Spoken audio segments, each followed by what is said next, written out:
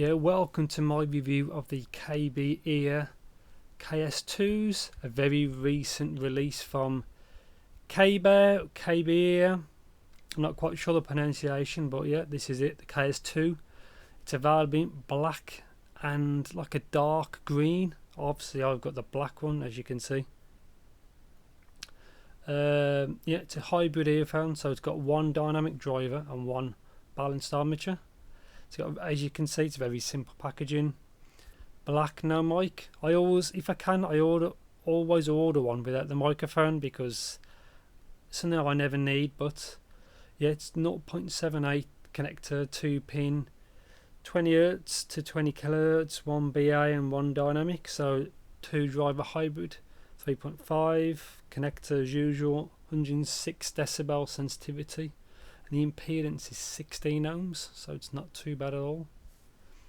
So yeah, this is just me opening it. So it's kind of similar to like the KZ and the TRN packaging, which is fine really. It's not a big deal at these, at the lower price points. It's perfectly fine. In the other box, which I'll show in a bit, is the tips and the connector, and that's just the 2 earphones. They do get fingerprints, as you could just see, but it's not too bad. And the 2-pin does slightly stick out a bit more, which you'll see in a bit. So here's the manual. Chinese on this side, and the other side is English.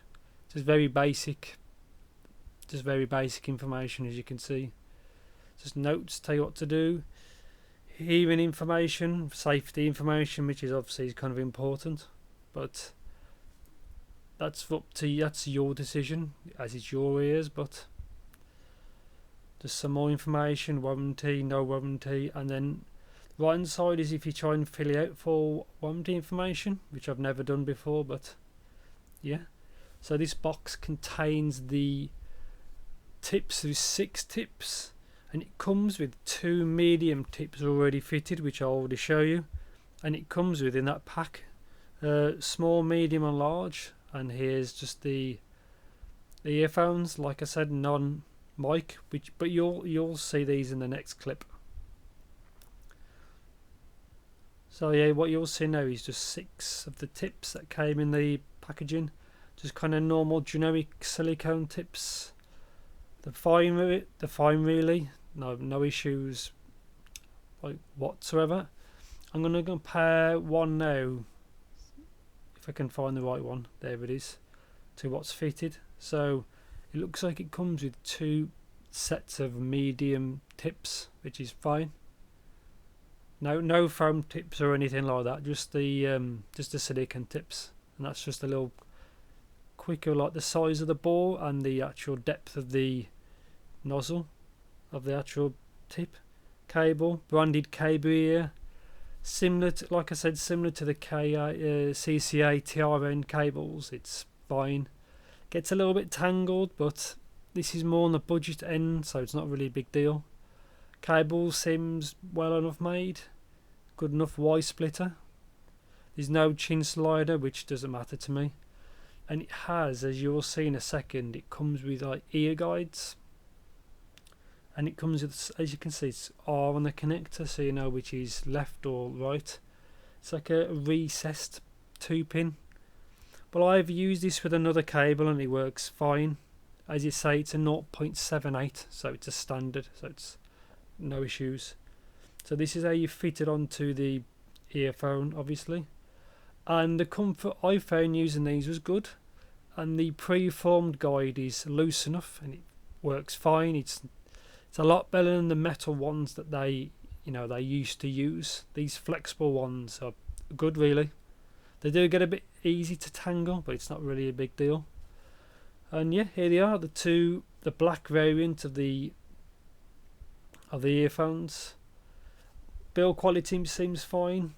Also, you can see there is a nozzle, and you can just about see the dynamic driver in certain light. You can see there's 2 vents, one for the dynamic and one for the actual housing, so you don't get that weird vacuum effect. But yet for these, the comfort's good. The build quality's fine. It's not amazing, but it's built well enough for its price. it's not going to fall to pieces. It is built well enough, but the sound is kind of V-shaped, but it's not too aggressive. So like the lower mids are a little bit recessed, but it's, as you say, for this price point, it's fine. So it's not too bassy, it's not too aggressive on the low end. Like blondes can be quite bassy. The O3s is not like that. Then you got elevated like upper mids and a little bit into the treble. It's not too bad. Nothing too cause for concern. It's got good detail. The dynamic driver works fast enough. It can be in like complex music, it can be a little bit, I wouldn't say muddy, but the separation's not the best in complicated. But yeah, the treble's got enough air, as you could say. So the mids are fine, just the lower mids are a bit recessed, but it's not too bad at all really for the price. I was expecting worse, and this same quality's it's fine for what it is. Isolation's okay, sound stage is okay, and this is with me just comparing it to a KZZST, which seems extremely similar kind of like shape and size. But yeah, I think these are a pretty good hybrid. You can get a lot worse, but you can get better for its price. I think they're okay. They're pretty good. Not much. I think I've said enough, but yeah, I think they're a good enough buy for the price.